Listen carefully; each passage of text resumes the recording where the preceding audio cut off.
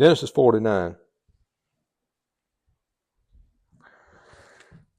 If you can remember last week, we stopped with the judge. We're talking about Zechar.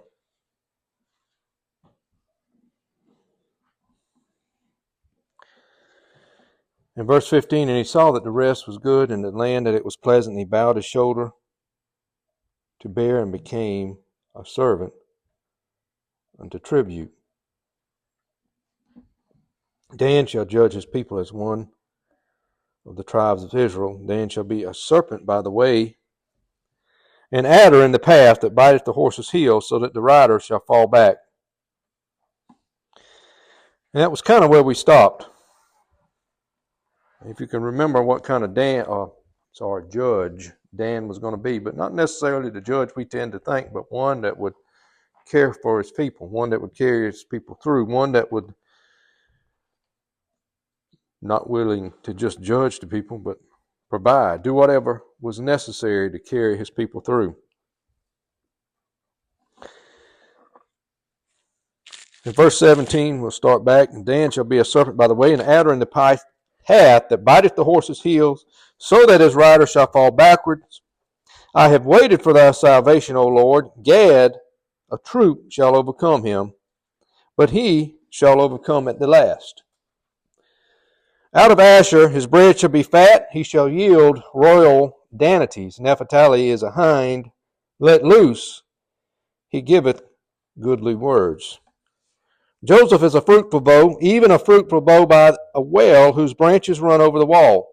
The archers have sorely grieved him and shot at him and hated him, but his bow abode in strength. His arms of his hands were made strong by the hands of the mighty God of Jacob. From thence is the shepherd, the stone of Israel. Even by the God of thy father who shall help thee, and by the Almighty who shall bless thee with blessings of heaven above, blessings of the deep that lieth under, blessings of the breast and of the womb. The blessings of thy father have prevailed above the blessings of my progenitors to the utmost bound of the everlasting hills. They shall be on the head of Joseph, and the crown of the head of him that was separate from his brethren.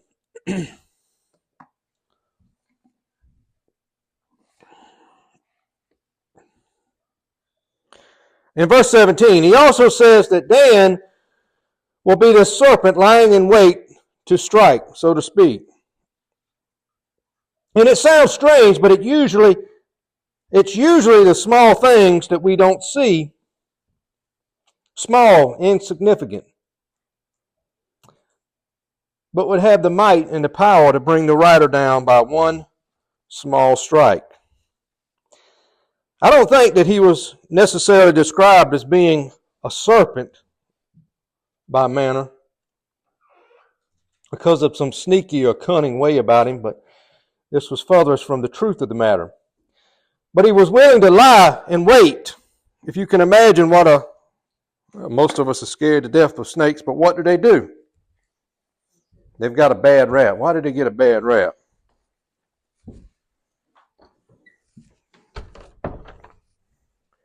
There's a lot of people a lot worse off than the snakes, if the truth be told. But they get a bad rap. Why? Because of Genesis 3:6, right?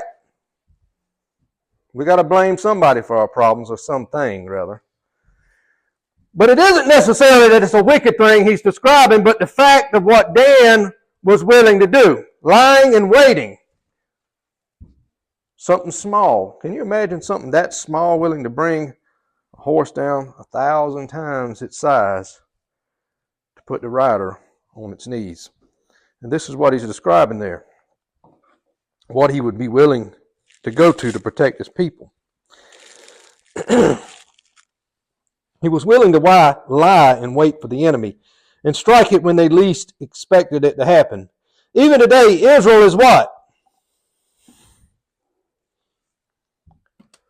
What is it, Ethan? They took the map off the wall there, but it was a tiny, insignificant drop, right? It's nothing. When you look at it as far as land mass and even the people, their people are spread throughout the world, but the actual literal nation is what? It's just a speck of dust almost. But yet, even with that in mind, they're very powerful at that, right? Just like it's saying this serpent would lie in wait and bring this massive animal down to its knees. So Israel does today. It's a protection upon it.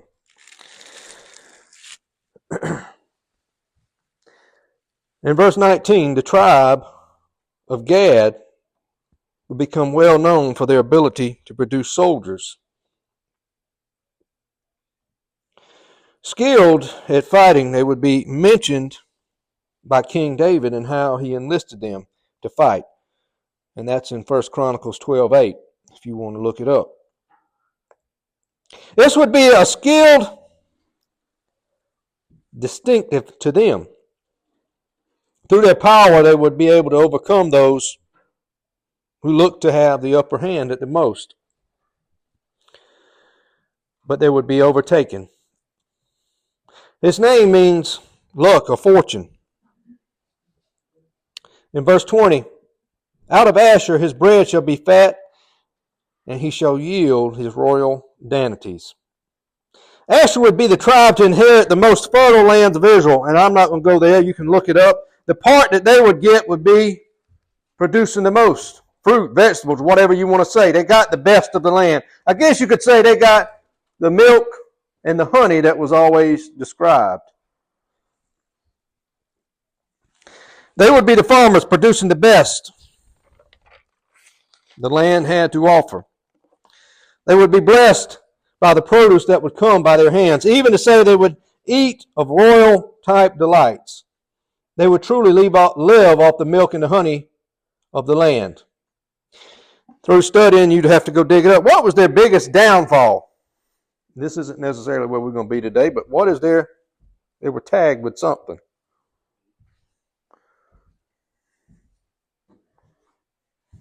That's a big problem we have today.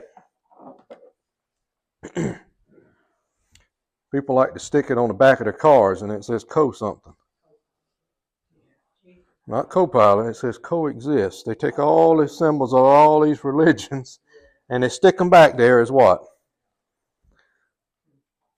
We want to get along, right? This tribe, their issue, or their problem, obviously it was going to be probably 500 years down the road, when God told them to do what? When they went into the land, what was the main thing they were supposed to do? You got a clean house, right? When you go buy a new house, you're going to do what? You got to clean it up. What did he tell them to do, Joseph? You got to get rid of the ites, right? But they chose to do something a little different. They said, you know what? Let's just make a little agreement or a deal with them. And in fact, we'll probably get along a lot better if we just kind of coexist. In fact, they may have some things to bring to the table, and we might have a few things. We can be better productive, right? That was their biggest downfall. Now, what happened this week? That was headline news. We got a new pope, right? Pope, whatever you want. We got a new one, right? Now, what's the deal behind that? What is the Pope's biggest thing? Togetherness. That coexist. To me, it's a whole joke and the whole scenario of things of what I see them doing. I mean, people's over here crying and I'm going ballistic over this fool. But his job is to do what? He's going to try to unite the people. They've all been working up towards that. You can kind of see that's the end goal there. That's one world and one world church. He's nothing more than a globalist puppet that the devil is using to sucker all these people in. I mean, they've been working on this. And his thing now is what? Well, the homosexuals, this is okay. The transgender stuff. Years ago, he was dead. It's all for that. Huh? Years ago, he was dead against that.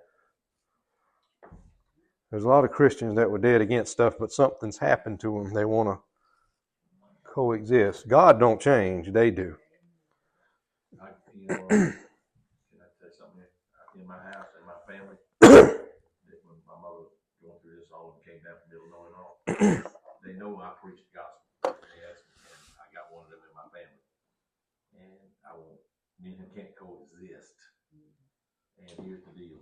My oldest one from Illinois said, well, you know, when your dad and my dad were here, they would have run them off. But today, this is 2025, and we got to stay alive. Everybody's got to get together. It's not like it. It's all right now. God made it okay.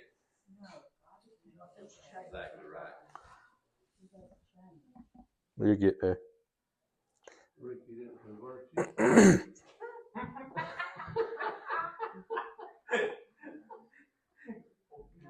You know the oh, have mercy. I guess. Well, you probably do some digging. There's probably one in every family now. You go to digging because it's just so prevalent. That's why it's so accepted, because you got to admit that if you are that, you are not going to make it. Well, you got people like this Pope that says, well, there's nothing wrong. They're good people. But and I don't want to get down that road. But anyway, the Pope's job is to do what? He's to make the Roman Empire richer and more prosperous, is pretty much what all they do. But his job is to, as the globalist, to bring all these denominations and religions together, which he's already doing that. You've seen all these heads of states that were at the funeral of the one that died. Did you see all that? You had Indians, you had Muslims there with the thing on the head, so-called Christians. You had all these. Jews. So now he's going to just pick up the staff and just keep going where the other one left off. But anyway, that would be their downfall. To coexist. Something that even today we hear it's somewhat, and not really even somewhat, it's just more accepted. As the years go by, Asher would choose to coexist with the ites of the land instead of driving them out and thinking it would be a better deal or a better trade-off. But as always, compromise only leads to further destruction of the true godly values that ground us. And we can see that today in our society. Because we've compromised little things, it does what? It's big things, right? A lot of people ain't in church today because there was some compromising going on, right? And it cost. Because when that offspring, their children, start getting of age, the next generation, they're going to get even more liberal. The problem with homosexuality is people got a little liberal and they said, well, it's okay. And it got more okay. It got more okay, right? It got more accepted. It was frowned upon and pushed in the closet, but why did it come out? It wasn't because of ungodly people. It was because Christians slowly accepted it. Who were they a fear of? people. Not just people, but who? The godly people, right? The godly people said it was wrong. Did the devil say it was wrong? You had a few ungodly people that was frowned upon it, but their whole demeanor was, well, look, if you do it over there, I don't care. And you hear that today. As long as you do it over here and don't come where I'm at, I don't care. Do what you want. That's the philosophy, right? So we're seeing the fruit of that. And we'll see more of that in a minute.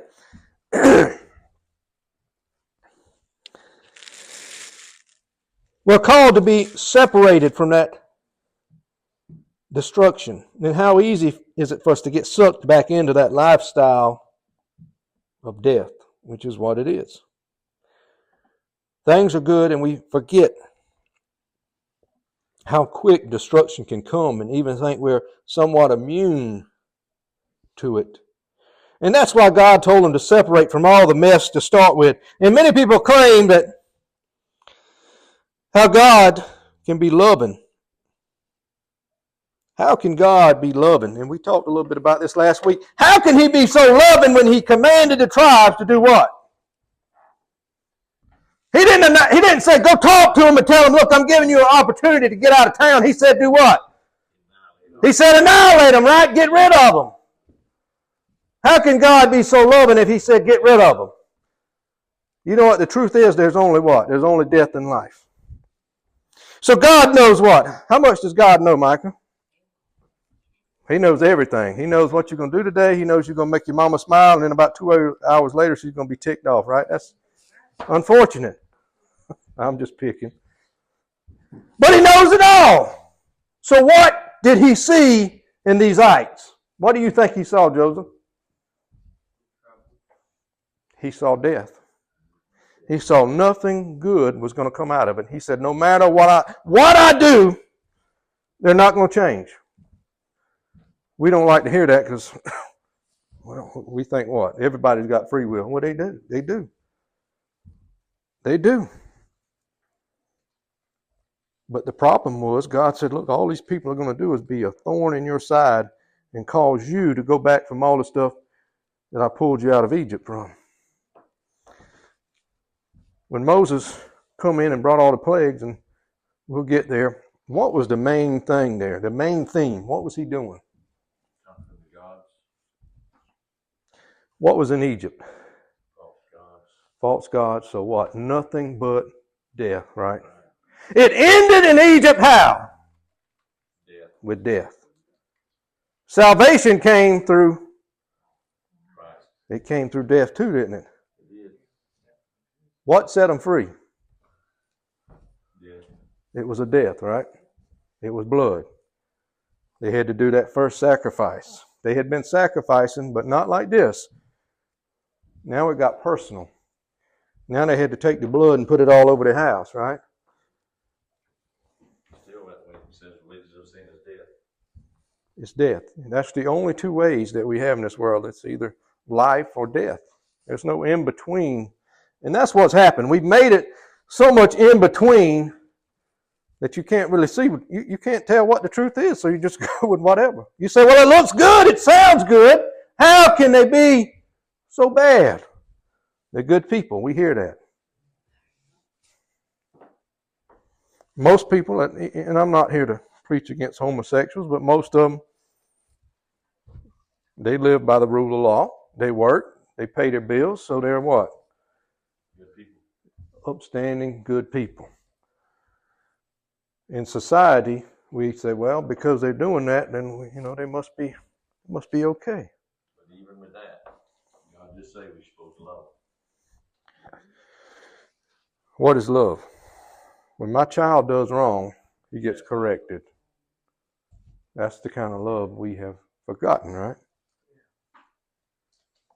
That's the kind of love it's tough. That's the kind of love God does. When we sin, what does he do? I talked last week about things my granddaddy did that me personally I didn't agree with. He'd go visit his son in the jailhouse. Well, he did everything to deserve to be where he was. He was wicked. He was rotten to the core. But at the end of the day, we get saved, and what does Christ do? When we sin just as wicked, he bails us out, don't he? It ain't no different. Because the devil comes along and says, look what they did. And Jesus says, well, I'm going to bail them out. Is that not what he does? It's not that we get a free pass to sin. That's where people get messed up. But the point is, he bails us out of a lot of mess.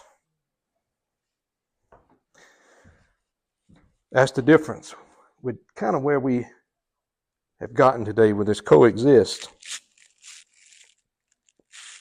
Today we look at this as it's not right or just, and how can God do such a thing? Well, the truth of the matter is this just, there's either life or there's death, whatever you choose. But God saw the truth in man, these people. They would not change their ways, and they chose death over life. Even today, there are those that are not going to change.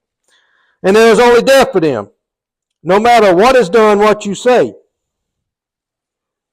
I guess that's why in the book of Revelation in chapter 13, so many would choose to take the mark of the beast.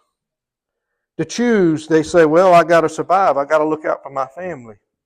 They would choose death over life.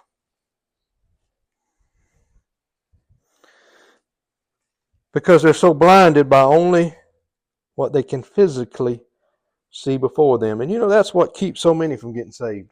They're so hooked on what I physically see. They say what? What do they say, Micah? Show me a sign, right? And I'll believe. Show me something and I'll believe. They said the same thing to Jesus, and he said what? Can you imagine that? He's walking around doing all these miracles and they keep coming to him. Show me a sign. Can you imagine? Heard Philip or you say, Jesus didn't get angry. He got angry one time, but you know what? The Bible don't really list every little detail. I'm sure the Bible don't say it's a sin to get mad. It says be angry and sin not. And I'm sure God got angry. I mean, my gosh, look how many times he got angry with Moses and those Jews coming out of there. He got hot, didn't he? He got hot. He wanted to get rid of them.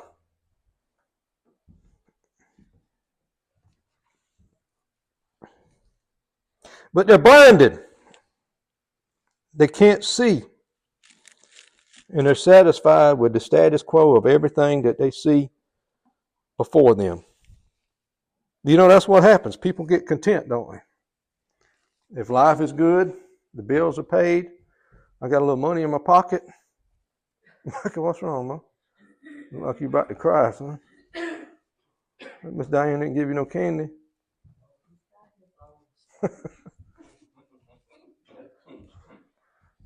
Don't let that one up there. You'll get it now. Watch him. You got Tootsie Roll wrappers all up there. But they're satisfied, right? In verse 21, Naphtali is a hind let loose, and he giveth goodly words.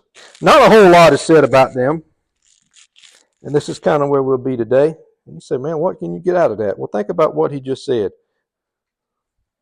He describes him as what? The hind is not like we think of behind us, but it is a deer, a doe. So when you think of a doe or a deer or a fawn or whatever, it mostly describes a female deer. Why would he link him to that? What is a deer able to do? If you've ever watched them and they dart across the highway, are they going slow or are they going fast? They're going fast, right? And yet they can shoot in the woods and nothing happens. They don't break the neck. They don't touch anything. Now, how do they do that? That's pretty amazing, ain't it? They're agile. They can move. You talk about getting old. When you start getting older, you can't quite do that no more, right?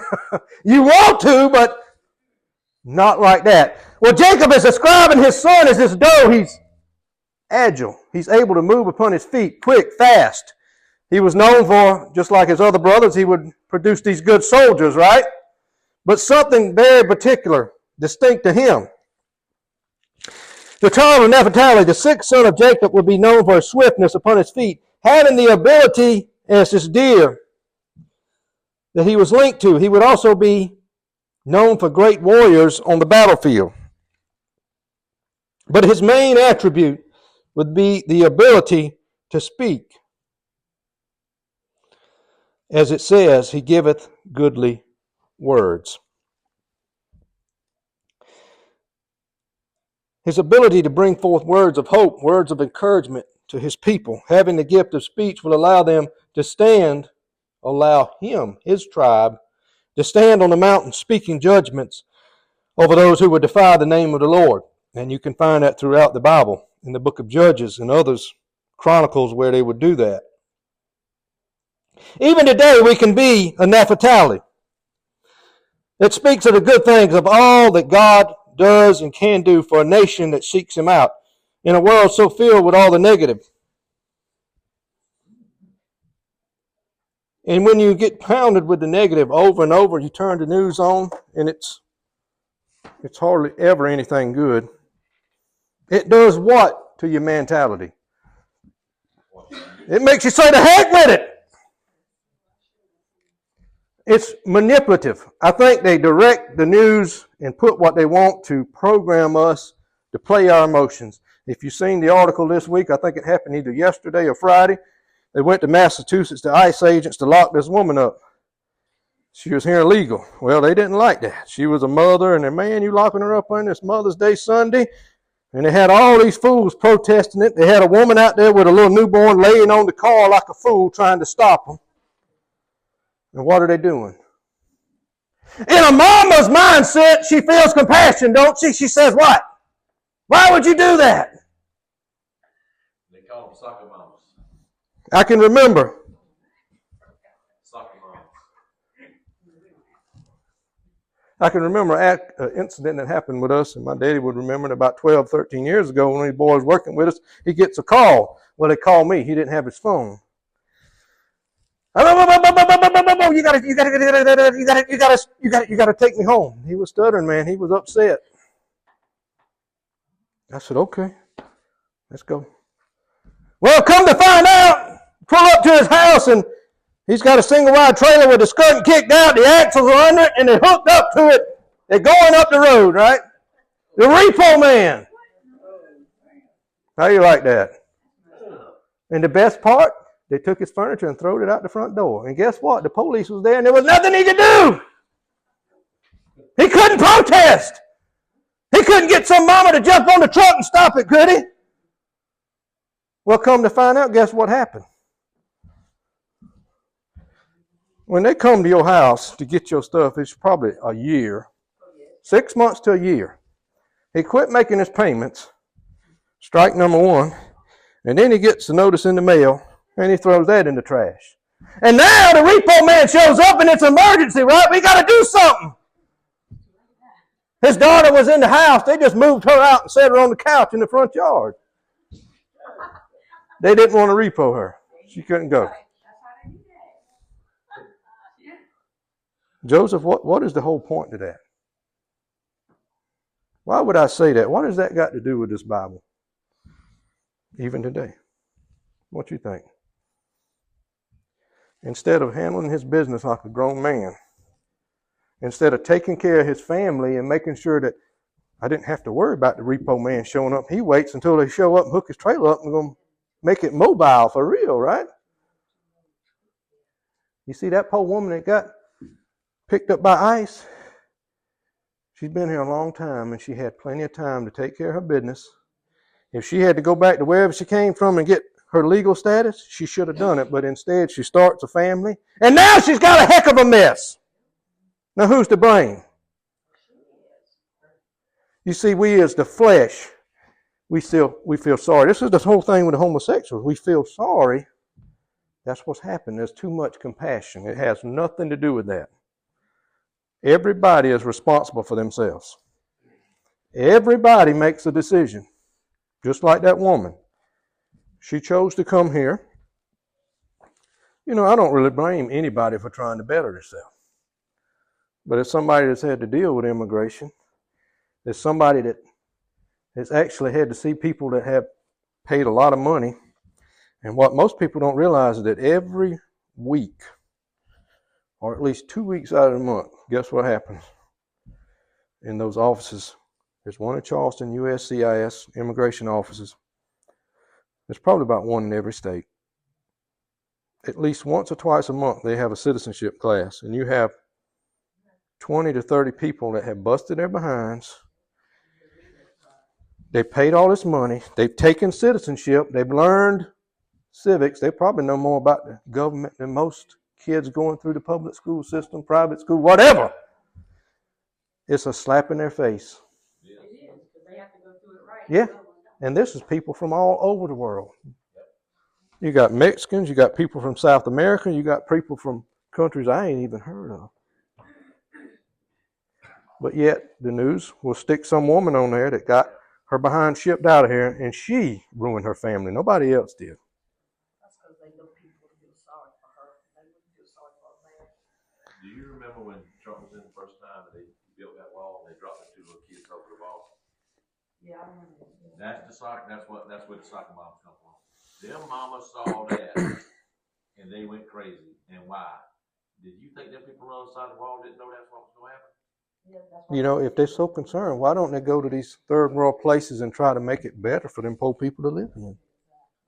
Why don't they become some kind of missionary and go on down there and help them? Why don't they take their money and go and support them? Go ahead. You know, I don't have a problem with me doing a foreign exchange on deadbeats and saying we can get some of our sorry people and go exchange them for some hard-working people and give them citizenship. I don't have a problem with that. That would be a real good plan. But the problem is feelings have got in the way. You see, that woman had been here and been here and been here, and she knew one day she was going to get a knock at the door. And see, they ain't got to have no warrant. If you're here and you're illegal, you don't have no rights.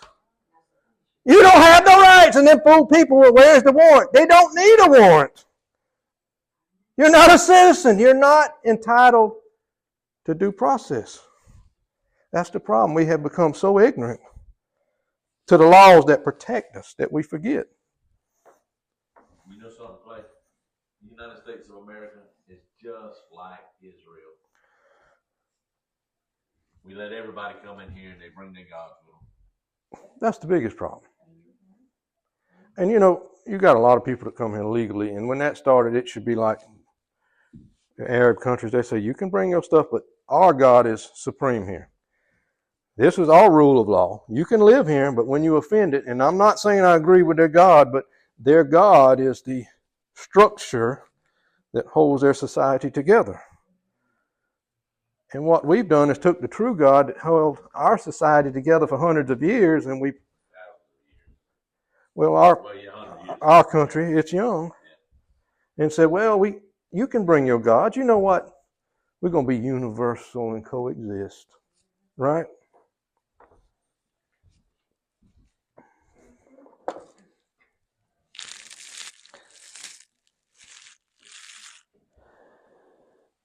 A real Nephitality. We can all be that.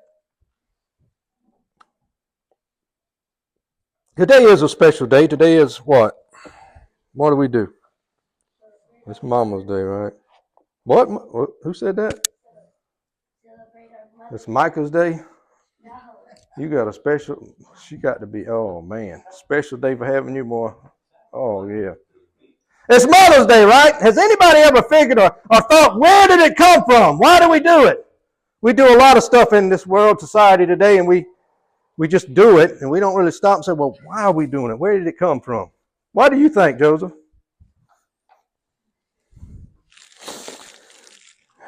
You ever read the story of it? You ain't never read it? Miss Diane, you know her? It was first instituted, and this isn't, we'll get to where it was founded, but Woodrow Wilson in 1914, he instituted as an established holiday. But this woman, way before that, Civil War, is where it began. A story of this woman named Anna Jarvis. And you can look all this up. I'll read you the story here real quick before we run out of time.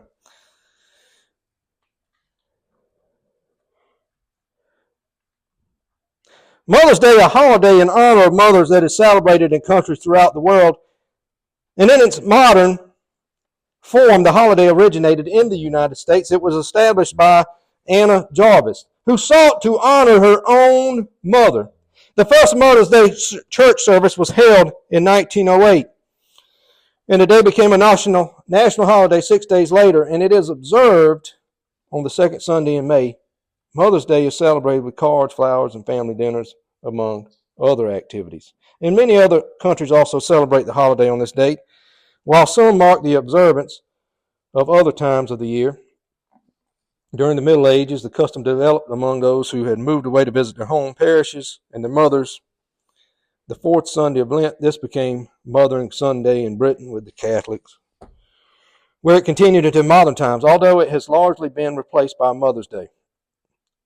Jarvis was inspired to create the holiday by her mother, Ann Jarvis, who organized women's groups to promote friendship and help.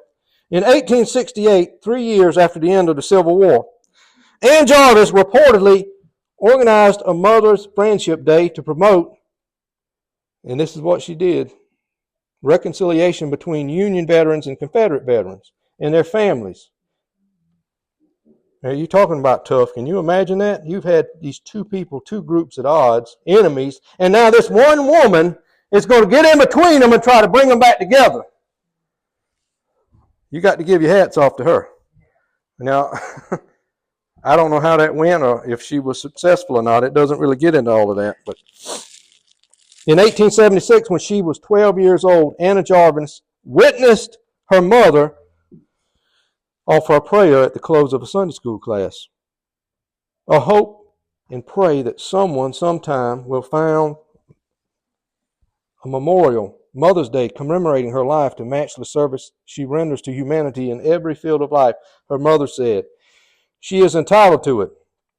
Anna Jarvis never forgot her mother's prayer. After she died in 1905, her daughter began a letter writing and public speaking campaign directed at local, state, and national figures and organizations. She and her supporters advocated a Mother's Day to be observed on the second Sunday of May, which matched the day that her mama died. On May 12, 1908, a Mother's Day service was held at Jarvis's late mother's church in West Virginia. Within 5 years, virtually every state was observing the day. In 1914, Woodrow Wilson made it a national holiday.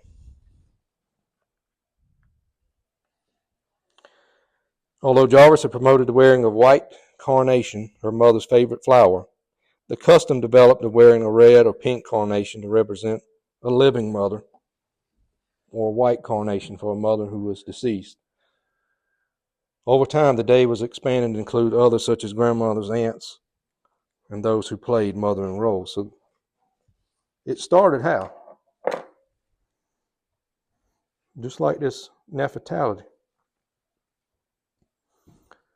He wanted to do goodly things. He wanted to be a speaker. This woman wanted to do some good stuff, right? She just wanted to reconcile two enemies together. You know what? That is really, when you think about it, a Christian goal. Because if you ain't saved, you're the enemy of who? You're the enemy of God, right? So our goal is to unite those with God, right? Not saying to compromise, because God don't compromise. He said, look, you got to get saved. You come on into my house, but you got to get saved, right? Or the door ain't going to be opened.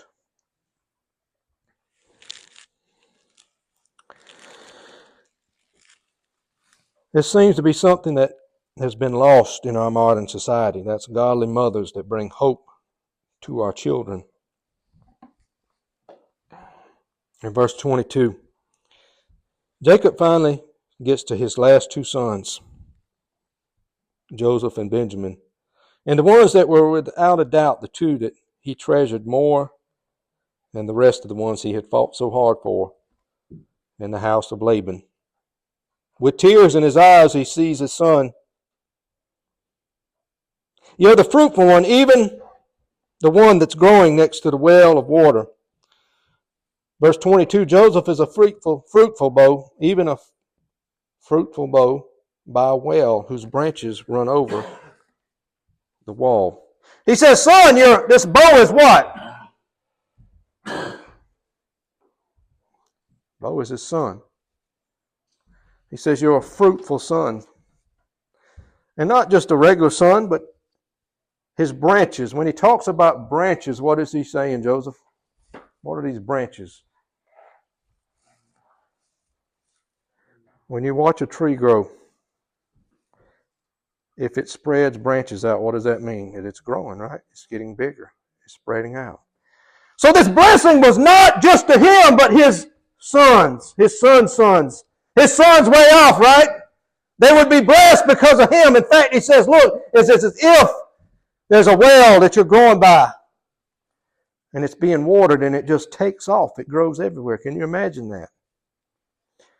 He's being blessed a whole lot more than these other boys. But not just him. His children, their children, would be the ones to enjoy his sacrifice. As I said last week,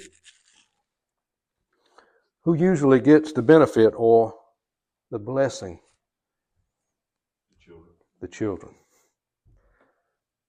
Joseph is blessed, but now that his daddy is saying, look, because of your sacrifice, because of what you did, because you stood your ground. And we'll talk about that. We may not get there today. But he says the archers in the next few verses, they would take shots at you. Can you imagine that? Most people, when you start getting, the word is persecuted. The word is under fire. You want to do what? You want to quit, right? You want to head to the hill, but he said you stuck by it. In fact, now that you did, son, the blessings are going to do what? They're going to take off. A tree, their branches tend to do what? Do they ever stop? Not really, unless the tree just dies. They just keep taking off. You cut one off and it just gets further and further, right? And this is what he's describing his son is doing.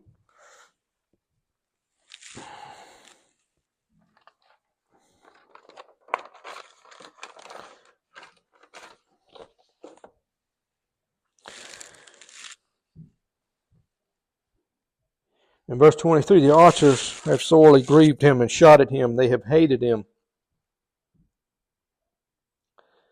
Son, I know that those they have hated you. The archers sought to destroy you. In fact, they were grieved at your very existence. They despised you being alive. They did their best to destroy you. Church, there's a time coming and fast that this world will seek to destroy, just like they wanted to destroy Joseph. And it's fast approaching. The whole scenario you're talking about with the homosexual, that's just one topic. Because that's the obvious. But there's so many other things that we bring that have defiled what God says, right? The Pope, his main job is going to do what? Coexist and say everything that God said is wrong is okay. I mean, they call him the Holy Father. And the way I'm looking at it, they're almost saying he's Christ. He's the Savior. When you see so many people crying their eyes out as if he can do some magical thing to redeem them, it makes you believe that, right? It's sickening.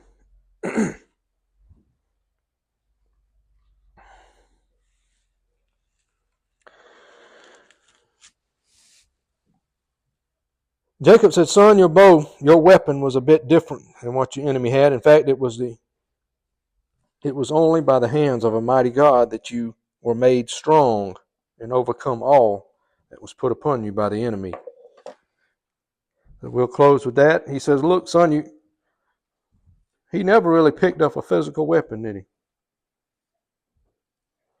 But what was his weapon?